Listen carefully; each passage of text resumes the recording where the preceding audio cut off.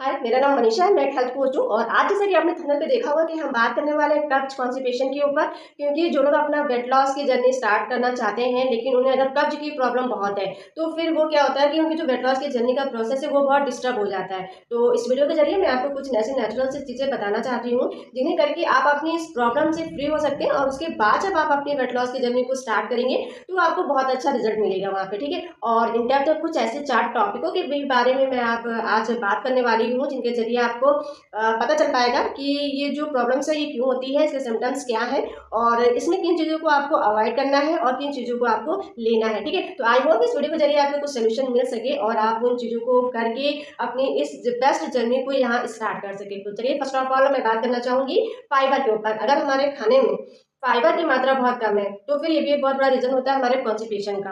तो अभी कभी कभी होता है जब हम फाइबर नहीं ले रहे होते तो कुछ ऐसी फैट्स और कार्ब्स वाली चीजें ले रहे होते हैं जिसकी वजह से क्या होता है हमारा जो वेट है वो बढ़ता जाता है। तो इस चीज को हमें सीरियसली लेना है और अपने खाने में फाइबर जो आपकी सैलेड की क्वांटिटी है उसको पूरी रखनी है, और ताकि इससे क्या हो कि आपकी बॉडी में फाइबर की कमी ना हो। ठीक है, और सेकंड चीज मैं बात करूं तो कुछ लोगों को कहते हैं कि हम फाइबर लेते हैं उसके बावजूद हमारे साथ ऐसा कुछ इश्यू हो जाता है। तो वहाँ पे मैं आपको बता दूं कि जो आपके खाने की टाइमिंग है, मीन्स आपका जो ब्रेकफास्ट है, प्री लंच, लंच, डिनर है, तो वो कहीं तक क्या होता है काम के चलते हम उसे आगे पीछे कर देते हैं। मीन्स जो उसकी फिक्स खाने की टाइमिंग होती है उसे चेंज कर देते हैं। स्पेशली वुमेन्स जो होती हैं वो कहती हैं कि कभी कभी काम के चलते कि चलो पहले काम खत्म कर लिया जाए उसके बाद फिर हम अपना ब्रेकफास्ट, लंच, डिनर ले लेंगे। तो यहाँ पे आपको ऐसा नहीं करना है, बल्कि सीरियसली आपको इस चीज़ों को लेना है, सीरियसली टाइम पे आप इसे कंप्लीट करना है ताकि आपको ये प्रॉब्लम ना हो। ठीक है, उसके बाद हम बात करना चाहेंगे जो कि मोस्ट ऑफ रहता है और 80% लोगों में पाया जाता है कि ये प्रॉब्लम उसी से होती है, तो वो है वो आपका वाटर इनटेक। ठीक है, क्योंकि कुछ लोग होते हैं वो दिन में अपना जो पानी का जो मतलब मात्रा है उसे प्रॉपर नहीं कर पाते, सिर्फ 2-3 ग्लास ही पीते हैं।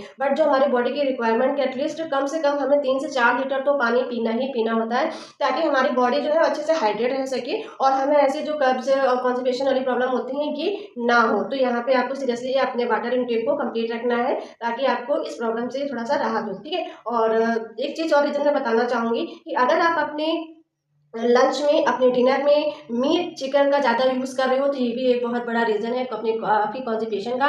क्योंकि ऐसा क्या होता है कि ये जो मीट का सिस्टम है ये हमारे डाइजेशन सिस्टम को कमज़ोर कर देता है, क्योंकि हमारे पेट में जल्दी डाइजेस्ट नहीं होता है।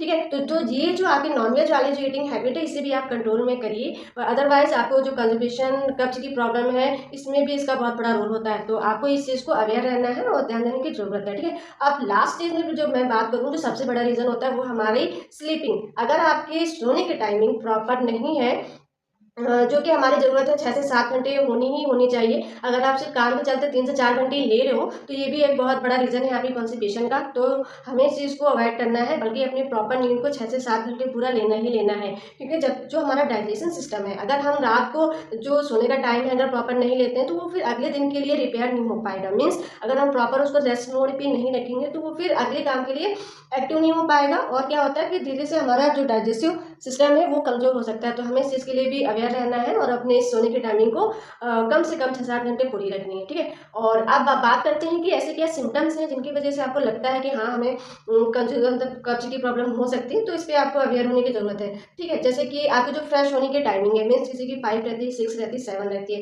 जो फिक्स टाइमिंग है, अगर उस टाइमिंग पे आपको मोशन नहीं जाता है तो फिर ये भी एक बहुत बड़ा रीज़न है आपकी कॉन्स्टिपेशन का। आपको ध्यान देने की ज़रूरत है। अगर रेगुलर 2-3 दिन से मतलब रेगुलर पे भी अगर मोशन नहीं आ रहा है तो ये भी एक बहुत बड़ा रीज़न है आपके कब्ज होने का। इससे भी आपको बहुत नोटिस करने की ज़रूरत है, बहुत ध्यान देने की ज़रूरत है ताकि आप इस प्रॉब्लम से बच सकें। ठीक है, और कभी-कभी जब आपको ऐसे कुछ ब्लोटिंग टाइप की फील हो या आपके पेट के निचले हिस्से में भारीपन महसूस हो, तो ये वोमिटिंग टाइप की हो, तो ये भी एक बहुत बड़ा रीज़न है आपकी कॉन्स्टिपेशन का। तो इस पे भी आपको अवेयर होने की ज़रूरत है। ठीक है, और कभी-कभी जब आपको बहुत कमज़ोरी फील हो, लेज़ीनेस हो, काम करने का मन नहीं करता हो, तो ये भी एक बहुत बड़ा पॉइंट ऑफ होता है इस कॉन्स्टिपेशन कब्ज होने का।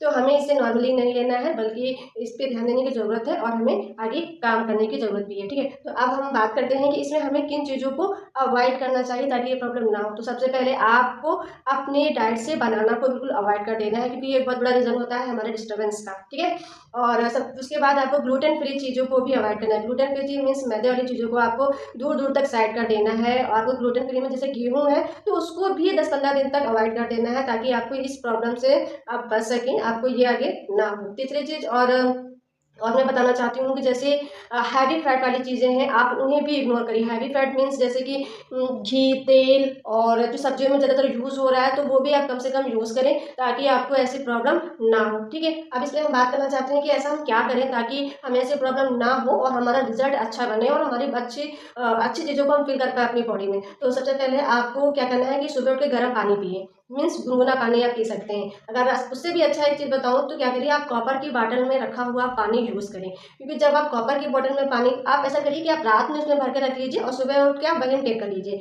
मीन्स 500 या 700 के आसपास जो भी आप कर पा रहे हो, तो आप उस कॉपर की बॉटल में रखा पानी ही यूज़ करें। ये बहुत अच्छा सॉल्यूशन है आपकी कब्ज़ से राहत पाने का। तो आप ऐसा करके देखिए, आपको बहुत जल्दी बेनिफिट मिलेगा, ठीक है। और इसके बाद मैं बात करूँ कि अगर आप हाई प्रोटीन ले रहे हैं मीन्स, तो उसके साथ आपको हाई फाइबर भी इंटेक करना है, क्योंकि अगर आप सिर्फ हाई प्रोटीन ले रहे हैं तो ये भी एक बहुत बड़ा रीज़न है आपके कॉन्स्टिपेशन का। तो उसके साथ आपको अपना फाइबर का इंटेक है वो भी हाई रखना है, तो इससे आपको ये प्रॉब्लम नहीं होगी, ठीक है। और एक कुछ ऐसी चीज़ें और हैं जो मैं आपकी कॉन्स्टिपेशन में राहत देने वाली हैं, जैसे कि आप एलो जूस का भी यूज़ कर सकते हैं। लेकिन अगर आप हर्बलाइफ में हैं तो फिर आप एलो कंसंट्रेट, एलो प्लस और प्रीबायोटिक, सिंपली प्रोबायोटिक भी आता है, उसका भी आप यूज़ करिए ताकि जो आपकी जो कब्ज़ वाली प्रॉब्लम है इसमें आपको टोटली आराम मिल सके और से बहुत अच्छा बेनिफिट मिलेगा। इसके साथ आप अगर योगा व्यायाम करते हैं तो उसमें आप सूर्य नमस्कार करिए, आपको बहुत अच्छा रिजल्ट मिलेगा। And thank you so much. ऐसे वीडियो के ज़रिए शायद आपको कोई सॉल्यूशन मिल सका हो, और आई होप अगर आपको कोई और आगे क्वेश्चन हो तो आप मुझे कमेंट में करके पूछ सकते हैं।